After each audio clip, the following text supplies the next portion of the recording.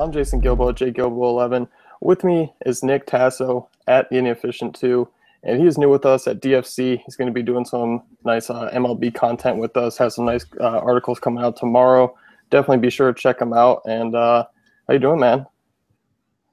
I'm doing really good. Just enjoying the first day of MLB. It's only 3 games, but they like to call it opening day. So, opening day. Yeah, I mean, nothing says opening day. I mean, we got about an inch or two of snow. This is, baseball's here. Yeah, I was out all day, and it literally snowed for probably 5 minutes, and then it just absolutely changed to beautiful sunny weather. 10 minutes later, back to snow, and it was the most ridiculous thing ever. Yeah, But I that's mean, New England. yeah, this winter's been unpredictable, but finally, opening day's here. We're breaking down some pitchers, and it's a day of pretty much you got the obvious calls out there, all the aces, all the teams' number ones going, and Kershaw on the road at Petco against the Padres doesn't get much better than that to really kick things off. Oh, absolutely, I like that matchup a lot. Yeah, I mean, you look at the Padres, pretty high strikeout record, rate last year. Kershaw, obviously, one of the best of the game. He doesn't need much of an introduction for why you need to choose him. 33% strikeout rate last season. Petco, I mean, it was a little bit home run friendly last year. It was kind of odd, but outside of that, it's a pretty friendly pitcher's park. Yeah, but they also lost Justin Upton too, so I mean that's probably going to regress a little bit this year. And I believe John Jay is still going to start off, even though Kershaw is a lefty and he's a lefty. So I think that's going to even help him out even more. He doesn't need help, but it's going to help him out a lot more. Yeah, definitely. That's a good point with Upton leaving. Kind of just, leaves a few guys that can hit lefties well, like Derek Norris and Matt Kemp. But outside of that, I mean, they don't have much to really worry Kershaw with. Yeah, they still have Will Myers too, but I don't know. I think a lot of them came last year to Petco, and I think they all sort of peaked. And then you have Upton leaving. I just don't think it's going to be the same kind of offense we saw last year. I definitely think it's going to regress a lot from go back to about 2 years ago. But also, we won't really know after one game, especially with Kershaw on the mound, who will probably dominate. So, yeah. I mean, we can definitely kind of look at that over maybe the month of April and kind of see how that shapes back. But I definitely agree with you there. I believe the park factors are kind of going to trend back downwards to where they were in the previous years. So, no, absolutely. It was interesting to really see that, and everyone tried really hard to keep playing Petco with pitchers, and they kind of got burned a lot last year. Yeah, I mean, especially with James Shields, I mean, his home run per 9 was through the roof. I mean, especially in the beginning of the year there. Yeah, so I think there's going to be a lot less balls flying out this year out of Petco. Definitely. But Kershaw, going to be your lock for cash games, even still worth a look, in GPPs, even though there are some cheaper guys to consider on today's slate. And kind of going down the list here, you have guys like Jake Arrieta, Chris Sale, David Price, all kind of priced up in that top tier range. But I mean, really, you might as well just pay for Kershaw if you're going to be paying up over 10K. Yeah, absolutely. On FanDuel, really, it's Kershaw, and then there's really not too many other guys you would really want to save a couple $100 for to have someone who's not basically a sure bet. On DraftKings, it's a little bit different because the pricing's a lot different, and I think you could get some sneaky plays, save a couple thousand here or there. But on FanDuel, it's just really for cash games, Kershaw or bust. I mean, GPPs, you can definitely go with someone like Chris Sale, even Max Scherzer. But if I'm going to pay up for pitching, it's going to be Kershaw on FanDuel. Yeah, definitely. And you mentioned the pricing differences, and kind of one of the noticeable ones that jumped out at me was Madison Bumgarner, 9,200 on DK, and then 10,600 on FanDuel. And I like Bumgarner. I like him a lot more on DK. I don't see myself playing him too much over there on FanDuel. His home and away splits aren't too concerning, but you get him out of his comfort zone, out of AT&T Park into Miller Park, even against this pretty bad Milwaukee offense they have. he still might not be able to meet that over 10K price tag. Yeah, I definitely agree with that. I mean, Milwaukee doesn't really have too many good hitters outside of Ryan Braun, and he's kind of a big question mark. The reason why I like him on DraftKings, in addition to the price savings, is that you're almost guaranteed to get that 4 extra points for the win because he's going up against Willie Peralta, and I really don't see Willie Peralta being able to outpitch Madison Bumgarner in this matchup. What are your thoughts on that? Yeah, no, I definitely agree with you. And I know with Willie Peralta, being one of the lesser pitchers on the hill, I mean, I'm looking to really, pay up for some Giants bats. I think they offer a pretty good mix of top price value, as well as, getting guys like Posey or Brandon Belt for some power. But yeah, I mean, I think it's an easy win for the Giants. They're one of the heavier favorites according to Vegas tomorrow. So I'll definitely be looking at Bumgarner, and that 4 point swing that you mentioned with the win is definitely possible. Yeah, it's funny because the price for Bumgarner is higher on FanDuel. Obviously, you don't get subtractions for hits or walks, but the 4 points for a win and the 2 points for a strikeout is a lot more important. And I think it's definitely going to negate any of the hits or walks he gives up in this matchup. Yeah, I definitely agree with you there. But I mean, looking kind of at DK, there are some guys. I mean, you look at Clayton Kershaw. I mean, nearly 13,000. There is another lefty that kind of catches my eye, and that's Chris Sale on the road at Oakland. 10,800 there on DK. It's a nice little price difference. Sale also possesses that upside. I mean, both those lefties are easily two of the best strikeout pitchers in the game, and I'll rank them 1-2 over anyone else. Yeah, and Oakland just, even though they traded for Chris Davis now, I really don't think they're going to have much offense this year, especially power. And you saw Sale last year; he would just go on streaks where he would have, what was it, like games of 11 plus strikeouts or something. It was Yeah, just something insane. And he's, I don't know, narrative street, but he seems a little pissed off about the whole Drake LaRoche not being able to be there. So maybe he's either pitching his way out of Chicago, where he's trying to show off and kind of can dominate, or he's just going to be an angry pitcher and just also dominate against Oakland.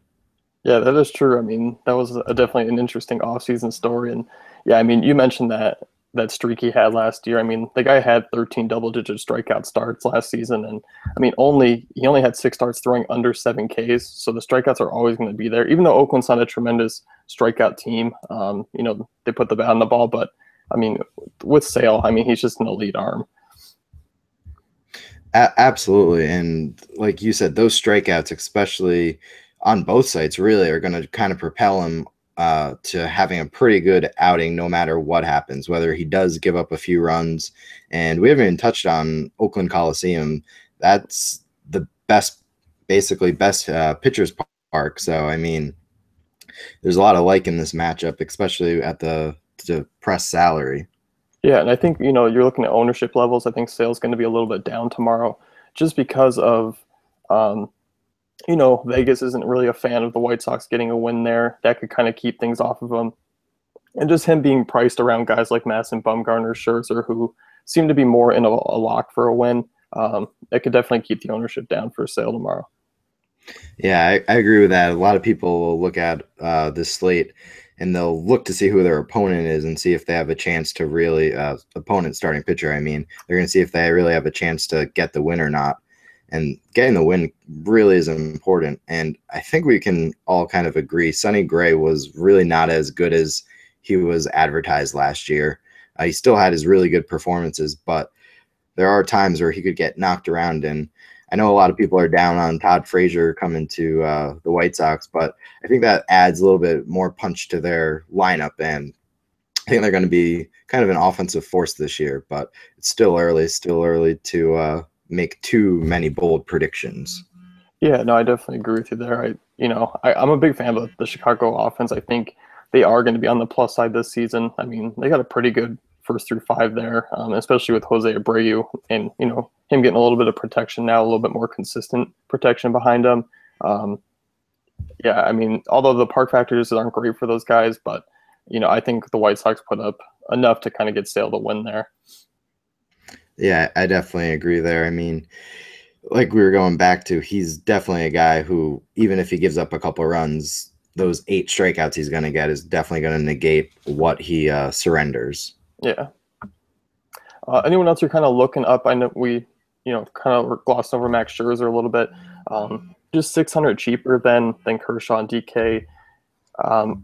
I mean, I guess if you're kind of taking a chance, you're kind of hoping maybe Kershaw gets knocked around for maybe 3 runs and kind of has more of a down start, but it's kind of a hard pivot to make, with Scherzer right there.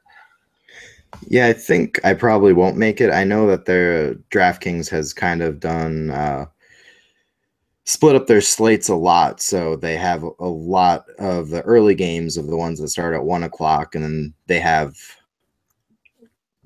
Kershaw games, but then there also is an all-day one. So I think it's all going to depend basically on what slate I'm going to be playing on. But if I had the choice between the two, it probably is going to be Kershaw, just because he is that dominant. I don't think it's a bad matchup for Max Scherzer at all, but there is still a chance of him having kind of a bad game here or there. Yeah. Yeah, and that's a good point mentioning on the slates. DK kind of does, split things up. And I know the bigger contests are centered around more of those day slates, and then it kind of trends out for all day and the night. And I was kind of surprised to see them do that. Usually you get kind of that all day slate. Yeah, it was interesting because the way DK did it, they released just the early slate first, even though FanDuel released the all day. And then I think it was yesterday or the day before, they finally did the late slate, and then they did an all day. And there's contests everywhere, but I think the main one that they're focusing on is the 1 o'clock games, and then also the 7 o'clock ones. Yeah. And, there are some differences. You got guys like Jake Arrieta, Chris Sale, Kershaw, all in that late slate, and then you're working, Scherzer, Bumgarner. I think Bumgarner's, in that day slate on DK is going to be a lock for me. Absolutely. And going back to Sale, I think just on the late slate for DK, I think he's in a good spot because you're going to have a lot of people gravitate for Kershaw. So I think his ownership level is going to be a little bit lower than it probably should be. Yeah, and you get a nice little discount there, which is nice. So you can kind of maybe bump up another hitter, another tier guy or something. Yeah, and that's a big difference, especially on the late slate as compared to the early or the all day, where you get so many people to choose from. But on the late slate, you only have 5 games, so you kind of got to use your money wisely. And basically, if you could use that savings on Sale, that could definitely bolster your lineup a little bit better. Yeah, I agree with you there. Just want to get your touch on guys like maybe Greinke, David Price, kind of those guys that are floating around that range.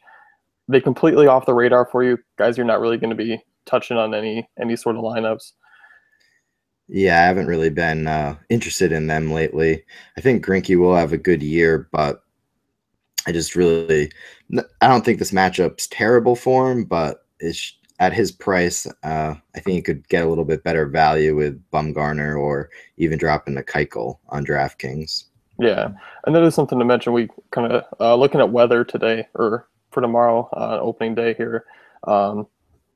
New York expected rains kind of throughout the entire day. I was kind of really looking at Keuchel, really hoping weather wasn't going to be an issue because, he is an interesting play, especially with that Yankees lineup that's, heavily left-handed. Yeah, and he really dominated them last year. He had 2 starts. One was a complete game shutout in Houston, and then another one was a 7 shutout inning at Yankee Stadium. So he kind of neutralizes those lefties, and he really doesn't. He's not too scared of either Teixeira, Rodriguez, any other righties. Yeah, and then, they lost Chris Young, who was a guy who came in and faced a lot of lefties and, was deadly. But that is one to keep an eye on as far as weather goes. I think he's an awesome tournament play if that game maybe just gets pushed back. I'll definitely be giving him a look at that price. I mean, he does offer some pretty tremendous upside at a cheaper price tag. Absolutely. And on the flip side, I think Tanaka, I mean, I'm pretty low on him for this year, but I think he's at a decent price at 8,800 on DraftKings, where he could be a nice little GPP play. I don't really expect much out of him. Probably will only go 6 innings, but at times last year he was pretty good. But I think he's still fighting some injury, and he was a little what I'm trying to say, he was a little scary at times, but at other times he was really good. And I think the Houston offense, although it is good, I think a pitcher like Tanaka could kind of minimize their damage, basically. Yeah, and I like this Houston offense a lot, but they are young. They are susceptible to good pitching, and I mean, they have given up a ton of high upside games to pitchers because of that, near 24% strikeout rate against Yeah. right-handed pitching, and they do have some power guys, but Tanaka, I mean, if he's on, he's on. He's not getting a lot of hits, not a lot of base runners getting on against Tanaka. Yeah, my only concern is I don't think he'll go past 6 innings or so, maybe even 5. I think they're very cautious with him. But I think he is in a good spot here. Yeah, I like him a lot. I think he's a great tournament play. And no one's really going to have him because they're going to see Houston, and anyone who's played MLB DFS last year, they all remember that Friday Felix Hernandez, and that stings with a lot of people who rostered Hernandez and don't want to go back to trying to pick on them. So yeah, that's a good point. I remember that day, and that was rough. I was at a concert, and I'll never forget. I was just so frustrated. My hitters were doing so well. I think it was like an 8 o'clock game. I had like 3 home runs already, and then Hernandez just whatever. Yeah, it's just one of those things with such a disaster. You're always just going to remember where you were during that time. Yeah, I remember the Price game against the Yankees and Detroit last year.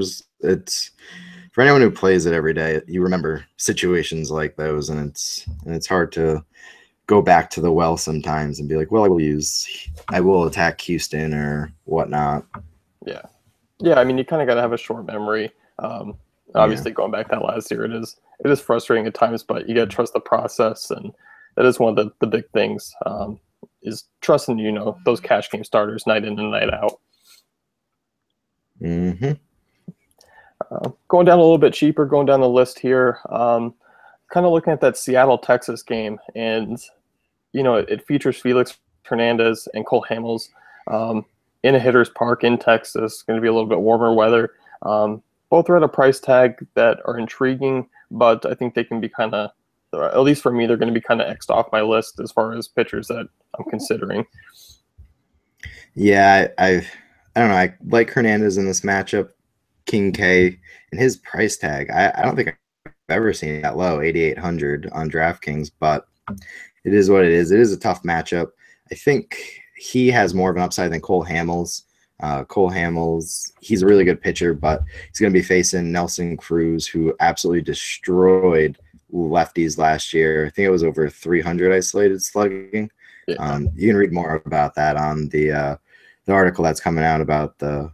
What did we settle on the title, by the way? I know there was a lot of talk about it. The big dinger right now, but big dinger. Yeah. The subtext's interesting, but let's just say that. Yeah. It'll catch your eye.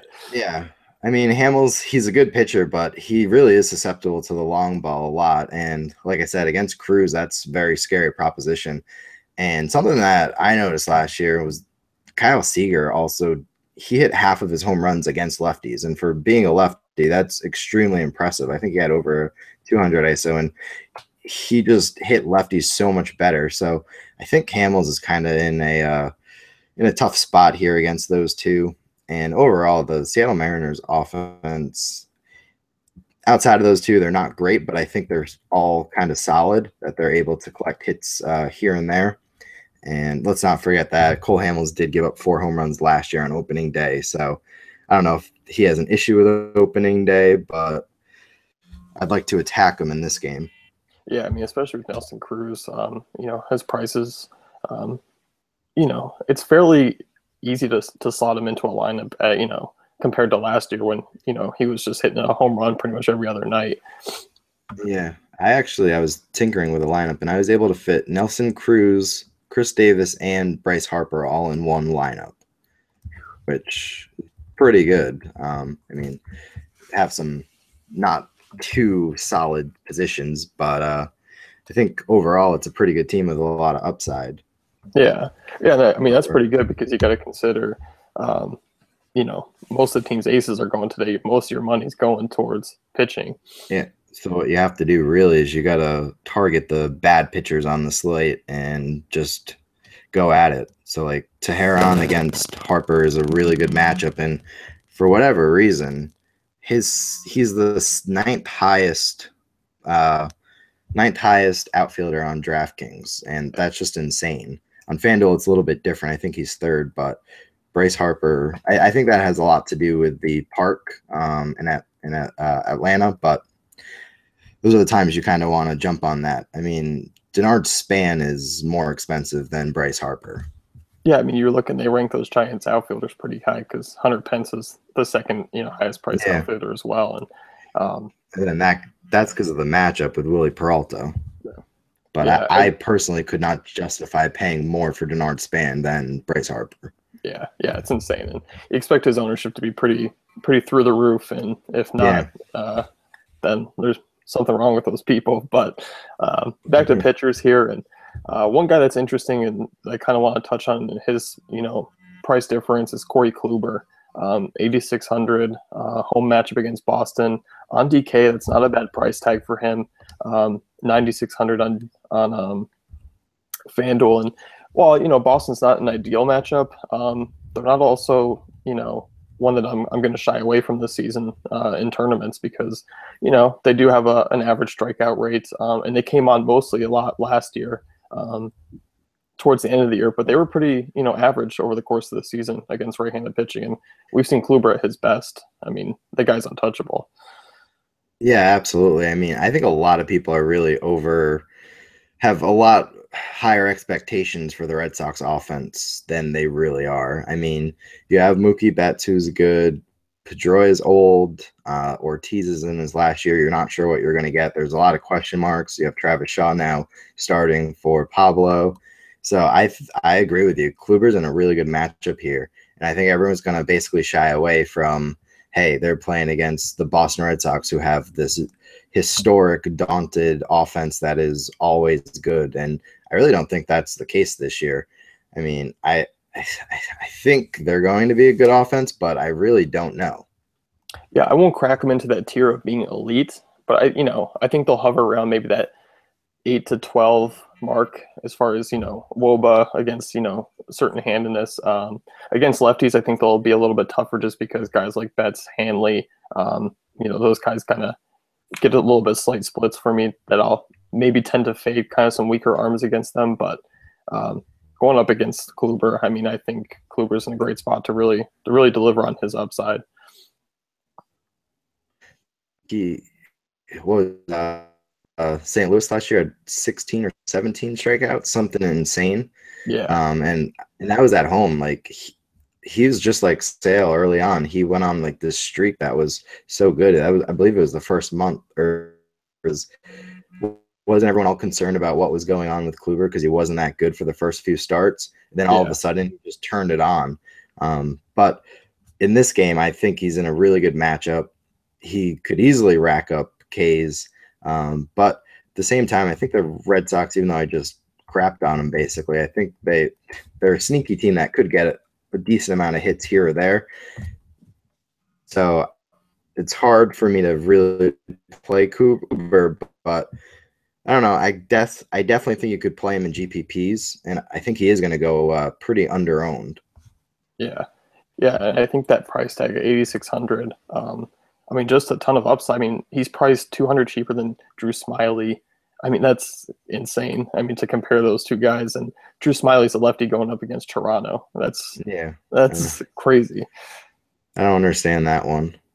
It just, on DraftKings at least, it seems like they're all kind of not all over the place, but it just doesn't seem like what they would usually be. And I think they're doing that because they want more players, especially new players, to kind of make multiple lineups and not have those set guys, because you have all number ones going on the slate. Basically, they want a little bit difference in there, so not everyone is just like, well, I'm going to go with the top guy. And they want to make it enticing, and I think that's what they're doing. So. Yeah, I mean, you definitely saw it with kind of the other sports. We saw it a little bit last year. I think Harper's kind of that way too, a little bit.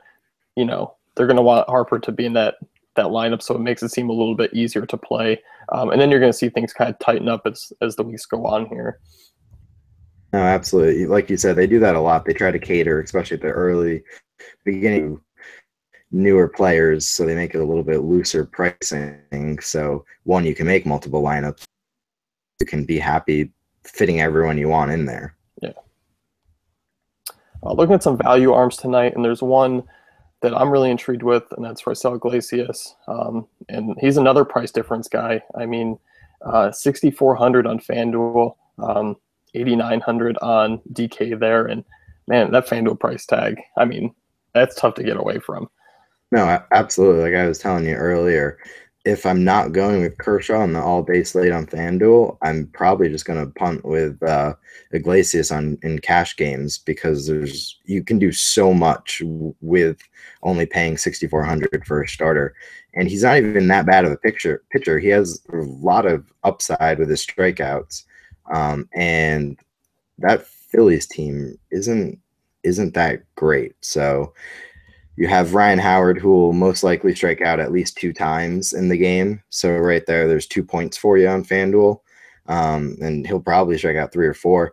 And just going through the lineup, there's really no one outside of Maikel Franco that I really am scared of in this matchup. Yeah, I mean, you look at last year, I mean, the guy had a 27% strikeout rate over 16 starts, and he carries that high upside. And he's another guy, maybe he gives up, 2 to 3 runs, but he can balance it out with some strikeouts. And the Phillies had a 21% strikeout rate last year against right-handed pitching. Yeah, it's a hitter's park. He does have a couple things going up against him in that factor, but I just think price considered, he's definitely worth a look. No, absolutely. I don't think I could play DraftKings, but it's 8,900, but I couldn't really justify it when you see Felix Hernandez, who are cheaper options. So, but definitely on FanDuel, he's a really good price. Yeah. Is there anyone else in that kind of around that tier that you're looking at, maybe in that 8K range on DK, or in that 8,000 on FanDuel? Yeah, the other one that I would even think about would probably be Tyson Ross for San Diego. I just think his price tag's pretty low.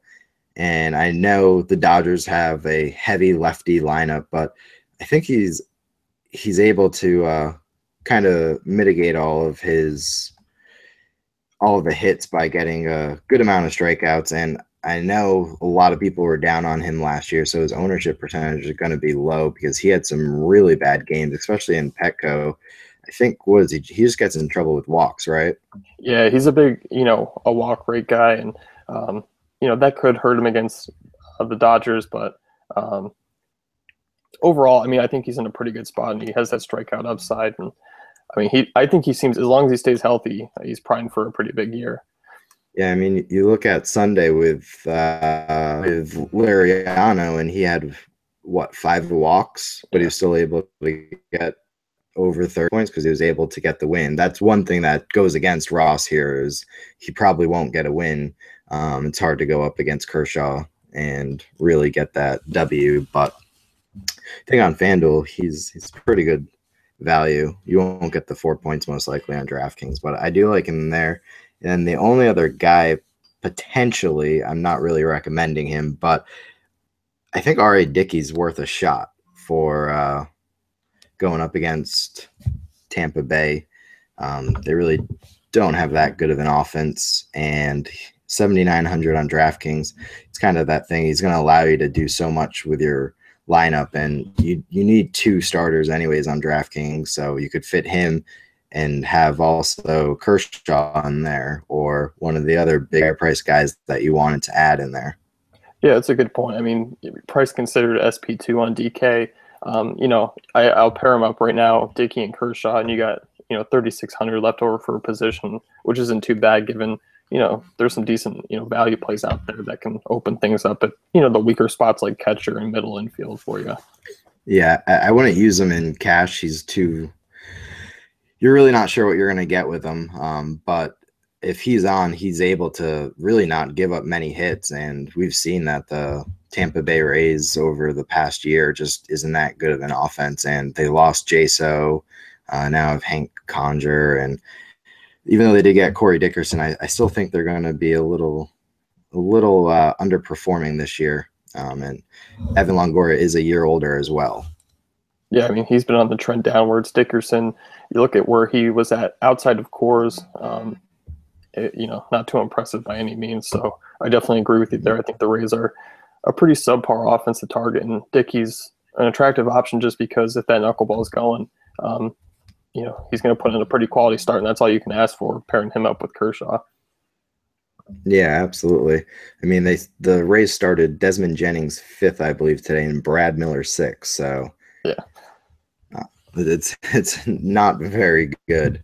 They're nervous about is righties hit knuckleball pitchers a little bit better, and that's the one thing that the Rays have a lot of. They have a lot of right-handed batters besides Dickerson and Logan Morrison and Brad Miller, but yeah, definitely agree with you. I think he should be in line for. Yeah, I think he's in a good spot. Yeah. Well, that's going to wrap things up here with the pitcher breakdown. We just got to say good luck to all those opening day lineups. It's going to be a fun one. I'm glad it's here. Absolutely.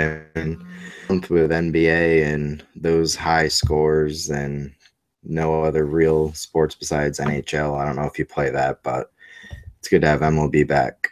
Yeah, feels good. So be sure to stay tuned for us all year, and also check out dailyfantasycafe.com for our great tools and content.